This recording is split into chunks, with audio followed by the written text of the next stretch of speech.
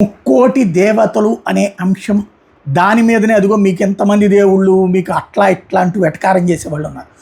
అసలు వాస్తవం ఏంటి? ఈ కోట్ల మంది దేవుళ్ళ లేక ఒకే పరమాత్మకు కోట్ల రూపాయల? పరసరిది ఉపద్రష్ట గారికి సంబంధించిన ఒక కథనం చూద్దాం. భూమి, నీరు, అగ్ని, గాలి, ఆకాశం అనే పంచభూతాలు లేకుండా జీవం అసాధ్యం. అందుకే మన ఋషులు ప్రకృతిని కేవలం వనరుగా కాకుండా దైవస్వరూపంగా చూశారు. నదులని తల్లులుగా, వృక్షాలను పూజనీయంగా, పర్వతాలను పవిత్రంగా భావించారు. ప్రకృతిని గౌరవించడం ద్వారా దాన్ని సంరక్షించాలనే సందేశాన్ని వేల సంవత్సరాల క్రితం మన సంప్రదాయం ఇచ్చింది. వేదాలు చెప్పిన ఏకం సత్ విప్రా బహుదా వదంతి అనే వాక్యం సనాతన ధర్మం యొక్క మూల సూత్రం. సత్యం ఒక్కటే, కానీ జ్ఞానులు దానిని అనేక రూపాల్లో వివరిస్తారు. తెల్లని సూర్యకాంతిలో 7 రంగులు దాగి ఉన్నట్టే పరమాత్మ ఒక్కరే, కానీ సృష్టికి బ్రహ్మ, స్థితికి విష్ణువు, లైకు మహేశ్వరుడు అనే రూపాల ద్వారా ఆ పరమశక్తి యొక్క విభిన్న కార్యాలను మనం అర్థం చేసుకునేలా వివరించారు. ఇకపోతే 33 కోటి దేవతల అసలు అర్థం. చాలామంది 33 కోటి అంటే 33 కోట్ల దేవుళ్ళు అని భావిస్తారు, కానీ సంస్కృతంలో కోటి అనే పదానికి రకం లేదా వర్గం అనే అర్థం కూడా ఉంది. వేదాల ప్రకారం 8 మంది వసువులు, 11 రుద్రులు, 12 ఆదిత్యులు, 2 అశ్విని దేవతలు, మొత్తం 33 దైవిక శక్తులు. అంటే ప్రకృతిని, విశ్వాసాన్ని నడిపించే 33 రకాల శక్తులకు ప్రతీకలుగా వీటిని వివరించారు. జ్ఞానానికి సరస్వతి, సంపదకి లక్ష్మి, శక్తికి దుర్గాదేవి, అన్నానికి అన్నపూర్ణ, స్త్రీని కేవలం కుటుంబ సభ్యురాలు కాకుండా విశ్వశక్తిగా ఆరాధించిన గొప్ప సంప్రదాయం సనాతన ధర్మం.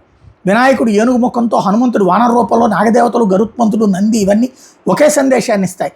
మనిషి మాత్రమే కాదు, సృష్టిలోని ప్రతి జీవికి తనదైన స్థానం, ప్రాముఖ్యత ఉందని మన సంప్రదాయం బోధించింది. త్రిశూలం, సుదర్శన చక్రం, పరశు వంటి ఆయుధాలు హింసకు చిహ్నాలు కావు. అవి మనలోని కామం, క్రోధం, లోభం, మోహం, మదం, మాత్సర్యం వంటి అంతర్గత శత్రువులను జయించాలనే సందేశానికి ప్రతీకలు. ధర్మాన్ని రక్షించడానికి శాంతితో పాటు ధైర్యం కూడా అవసరమని అవి గుర్తు చేస్తాయి.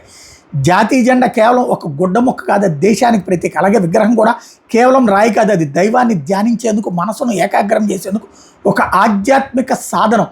రూపం లేని పరమాత్మను అర్థం చేసుకోవడానికి ఒక ప్రతీక అవసరం. అదే విగ్రహాధారాన్ని వెనుక ఉన్న తత్వం. ఎద్దు, ఎలుక, నెమలి, సింహం, గరుత్మంతుడు ప్రకృతిలో ఒకదానికొకటి విరుద్ధమైన జీవులు కూడా దైవ కుటుంబంలో భాగాలుగా చూపబడ్డాయి. అంటే ప్రకృతిలోని ప్రతి జీవి అవసరమే. జీవ వైవిధ్యాన్ని కాపాడితేనే ప్రపంచ సమతుల్యత నిలుస్తుంది.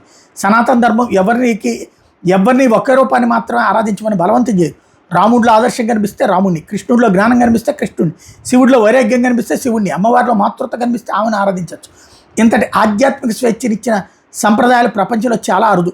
సనాతన ధర్మం చెప్పే పరమ సత్యం ఒకటే: దేవుడు ఎక్కడో ఆకాశంలో లేడు, ప్రతి అణువులో ఉన్నాడు, ప్రతి జీవిలో ఉన్నాడు, నీలోనే ఉన్నాడు. అహం బ్రహ్మాస్మి. ఇంతమంది దేవతలు ఉండటం బలహీనత కాదు, విశ్వంలోని అనంత శక్తుల్ని, ప్రకృతి వైవిధ్యాన్ని, మానవ స్వభావంలో అనేక కోణాలని గౌరవించే విశాల దృక్పథానికి ప్రతీక. సనాతన ధర్మం మనిషిని భయంతో కాదు, జ్ఞానంతో, విచక్షణతో, విశ్వ ఏకత్వ భావనతో జీవించడం నేర్పుతుంది.